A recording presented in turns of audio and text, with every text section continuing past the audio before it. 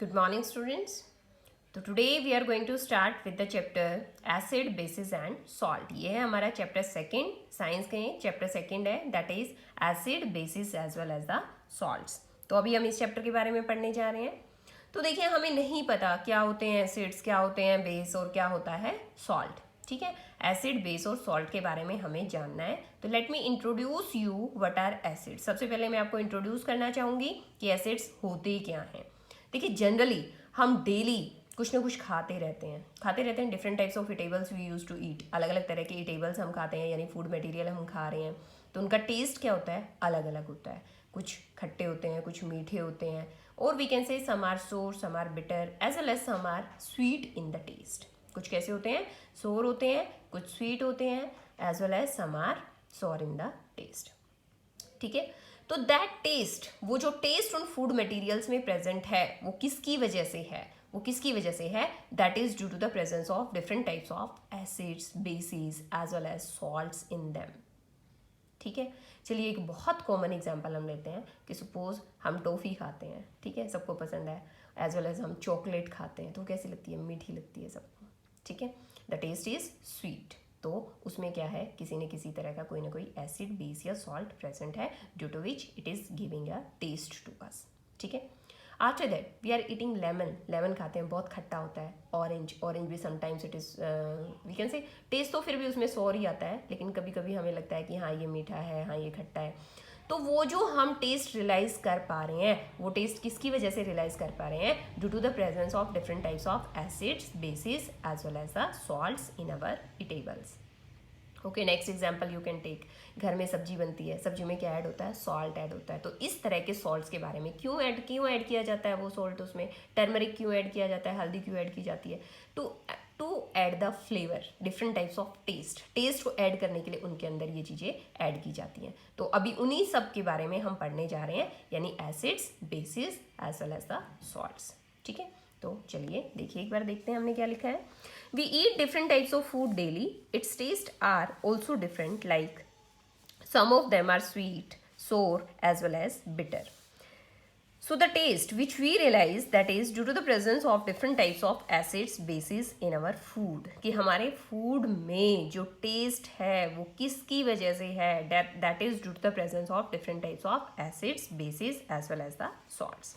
So in this chapter we will study the different types of acid, base as well as the salts. So let's firstly start with the acids. देखिए अलग अलग तरह के acids हमारे eatables में present होते हैं. तो कुछ कॉमन ईटेबल्स पहले हम डिस्कस कर लेते हैं कि जनरली जो डेली लाइफ में हम चीज़ें यूज़ कर रहे हैं, तो उनमें क्या ले रहे हैं हम, डिफरेंट टाइप्स ऑफ एसिड्स, इसीलिए हमें उनका टेस्ट रियलाइज होता है. Is it clear?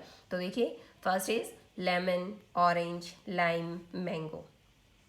क्या इसमें कौन सा एसिड होता है, दैट इज सिट्रिक एसिड. कौन सा एसिड होता है, citric acid. Then after that there is the malic acid. तो मैलिक एसिड किस किस में होता है, it is present in apple, tomatoes, broccoli as well as the mango. Broccoli क्या होता है, ब्रोकली? ग्रीन कलर की गोभी जो मार्केट में अवेलेबल होती है, that's what we call broccoli. Okay, then after that there is the oxalic acid. Oxalic acid, it is also a type of acid which is present in the green leafy vegetables. किस में present होता है, green leafy vegetables में ये present होता है. Then after that there is a ascorbic acid. कौन सा acid है, it is ascorbic acid which we may call it vitamin C. Vitamin C का नाम आते ही आप सभी को पता चल जाता है किस में होता है, सिट्रस फ्रूट्स में होता है, खट्टे फलों में होता है, सबको पता है इस बारे में. Is it clear? So that is ascorbic acid. खट्टे फल कौन कौन से, again you can take lemon, orange, mango etcetera. तो इन सब में क्या होता है, ascorbic acid भी प्रेजेंट होता है. Clear? Then after that there is the tartaric acid. इसके बाद हमारे पास है टार्ट्रिक एसिड, जिसमें कि grapes, tamarind, apples, apricot as well as the bananas. किस किस में प्रेजेंट होता है, ग्रेप्स में होता है, टैमाराइंड्स में होता है, एप्पल्स में होता है, एप्रिकॉट्स में होता है, एज वेल एज बनानास में प्रेजेंट होता है. The next is formic acid as well as the methanoic acid. कि फॉर्मिक एसिड और मिथेनोइक एसिड क्या होता है, कहता है फॉर्मिक एसिड और मिथेनोइक एसिड किस में प्रेजेंट होते हैं, आंट स्टिंग में. मधुमक्खी जब हमें काट जाती है तो कौन सा केमिकल हमारी बॉडी में छोड़ के जाती है, that is a methanoic acid. क्या छोड़ती है, क्या रिलीज करती है वो, methanoic acid. Is it clear? Now after that we are going to study about the properties of acids. Acids की properties के बारे में अभी यहाँ पर हम पढ़ेंगे. तो देखिए कुछ common properties जिनके बारे में हमें पता होना चाहिए. These are sour in the taste. कैसे होते हैं? खट्टे होते हैं. These are sour in the taste. Then they turn the blue litmus to red. अब क्या समझते हो इसको blue litmus to red? देखो 2 लिटमस पेपर होते हैं हमारे पास. एक blue litmus पेपर होता है, एक red litmus पेपर होता है. ठीक है. तो ब्लू लिटमस पेपर को जब हम किसी भी फूड मटेरियल के अंदर डिप करेंगे तो ब्लू लिटमस पेपर अगर हमारा रेड हो जाता है तो obviously it indicates the presence of N acid. किसकी प्रेजेंस को इंडिकेट करता है? एसिड की प्रेजेंस को ये इंडिकेट करता है. Is it clear? तो दोनों तरह के लिटमस पेपर हमारे पास लैब में अवेलेबल होते हैं. जब भी हम लैब में जाएंगे तो इससे रिलेटेड हम एक्सपेरिमेंट करेंगे कि फूड सब्सटेंसेज में कौन से फूड सब्सटेंस में एसिड प्रेजेंट है, कौन से में बेस प्रेजेंट है. Is it clear? तो एसिड्स की क्या पहचान है कि ब्लू लिटमस पेपर हम लेंगे और उसे जब हम फूड सब्सटेंस में डिप करेंगे तो डिप करने के बाद हमें कैसा कलर हो जाएगा उसका? It's colour changes to the red. Clear to you? So we can say the acid is present in that food material. तो यहाँ पे एक प्रॉपर्टी बन गई अभी एसिड्स की. क्या? That they turn the blue litmus to the red. वो ब्लू लिटमस को रेड में कन्वर्ट करते हैं. They give H positive ions in the aqueous solution. ये बहुत इंपॉर्टेंट और मेन पॉइंट है हमारा. Is it clear? ये क्या है? They give H positive ions in aqueous solution. ये एक्वस सॉल्यूशन में हाइड्रोजन आयन रिलीज करते हैं कि जब भी इन्हें वाटर के अंदर घोला जाता है, डिसॉल्व किया जाता है तो ये H पॉजिटिव आयंस को रिलीज करते हैं या हाइड्रोजन आयंस को रिलीज करते हैं. Is it clear? After that the last property, they corrode the metals. ये मेटल्स को कोरोड करते हैं. अभी आपने पिछले चैप्टर में पढ़ा था व्हाट इज कोरोजन. क्या होता है? The slow eating away of the metals या मेटल्स पे जंग लग जाना, वो क्या कहलाता है? Corrosion of the metal. Clear? So now let's start with the definition of N acid. कि एसिड की डेफिनेशन एक्चुअल क्या होती है. अभी मैंने बताया ना पिछले पेज पर आपको क्या कि this point is very important. कौन सा? प्रेजेंस ऑफ हाइड्रोनियम आयन और we can say hydrogen ions. तो कहते हैं the chemical substances which gives S positive ions in their aqueous solution is known as an acid. कि वो chemical substances जब उन्हें वाटर के अंदर अगर डिसॉल्व किया जाए तो वो क्या रिलीज करते हैं? H पॉजिटिव आयंस को रिलीज करते हैं. तो बेटा डेफिनेशंस को चेंज नहीं किया जा सकता. You have to learn in the same manner. क्या? The chemical substances which give H positive ions or hydroxyl ions in their aqueous solution is known as an acid. तो H पॉजिटिव को यहाँ पर हम क्या लिख रहे हैं? Hydrogen ion. क्या होता है? Hydrogen ion. तो शॉर्ट में हम क्या लिख सकते हैं कि एसिड को जब वाटर में डिसॉल्व किया जाता है तो वो क्या रिलीज करता है? H पॉजिटिव यानी hydrogen ion. Clear to you? तो there are some examples of the acids. अगर हम जनरली जो हमारे पास एसिड्स अवेलेबल होते हैं that is H2SO4 it is sulphuric acid. HCl hydrochloric acid. Nitric acid it is HNO3. Carbonic acid it is H2CO3. Then phosphoric acid it is H3PO4. देखिए बेटा generally acids बहुत तरह के होते हैं. ऑर्गेनिक एसिड्स भी होते हैं, मिनरल एसिड्स भी होते हैं. लेकिन इस चैप्टर में हमें सिर्फ मिनरल एसिड्स के बारे में पढ़ना है क्योंकि ऑर्गेनिक एसिड्स के लिए हमारा नेक्स्ट चैप्टर अलग से आएगा, कार्बन कंपाउंड्स. वहां पर जाकर के हम ऑर्गेनिक एसिड्स के बारे में पढ़ेंगे. लेकिन यहाँ पर हमें सिर्फ मिनरल एसिड्स के बारे में पढ़ना है. ठीक है? तो कौन कौन से दिए हमने? Sulphuric acid it is H2SO4. Hydrochloric acid it is HCl. Nitric acid it is HNO3.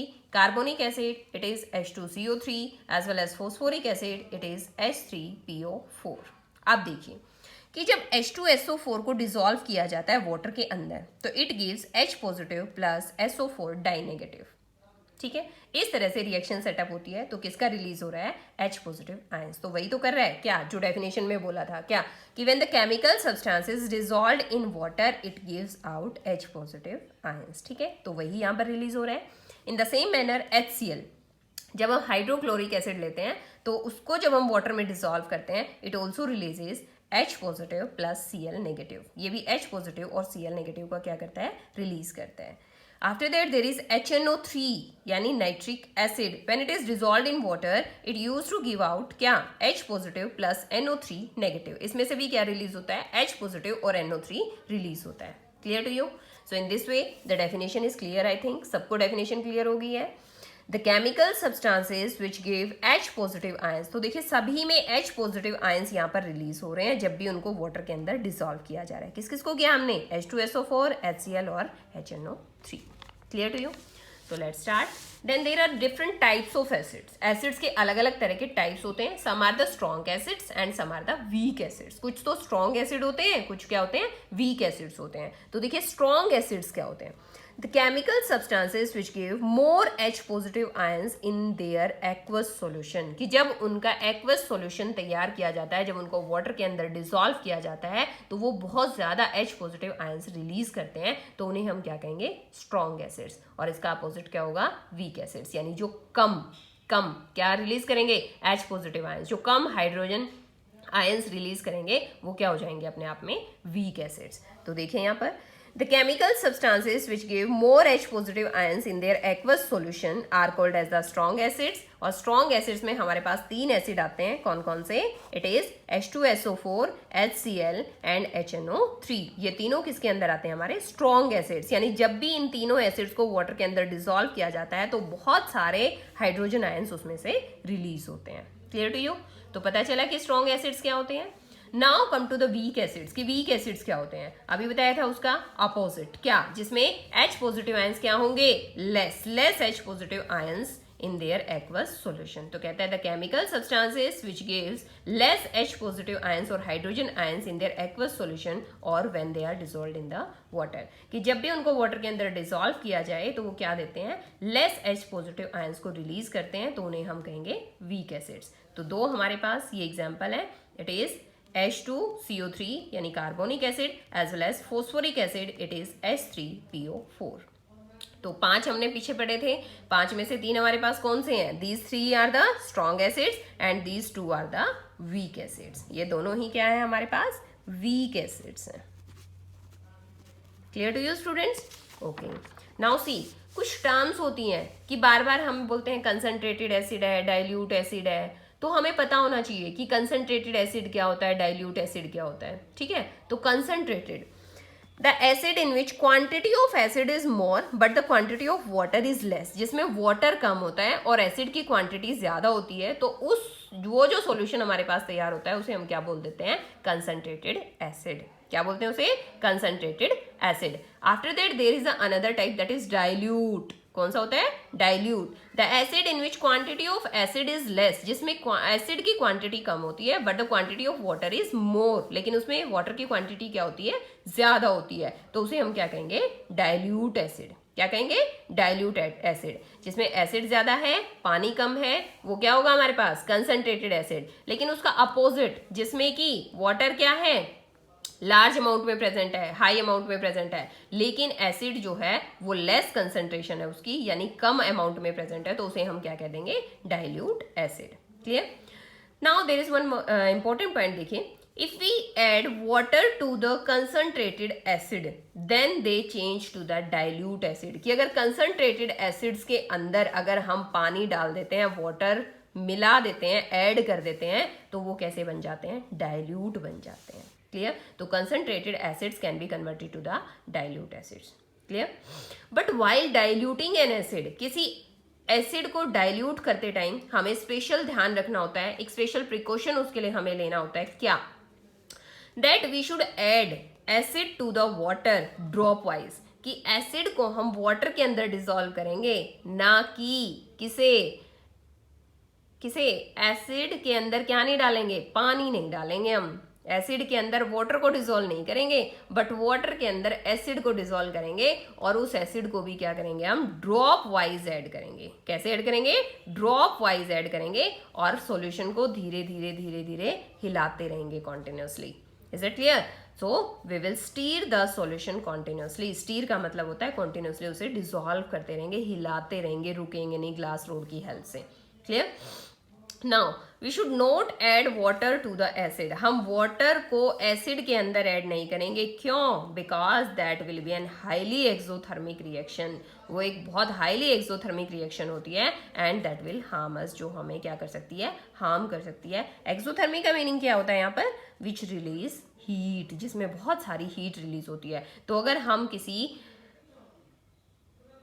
We can से अगर हम we should not add water to the acid, अगर हम एसिड के अंदर वाटर को डाल देंगे तो उसमें से बहुत सारी क्या हो जाएगी, हीट रिलीज हो जाएगी, और उस हीट की वजह से क्या हो सकता है, हमें नुकसान हो सकता है. Okay okay students, that's all for today. Thank you and have a nice day.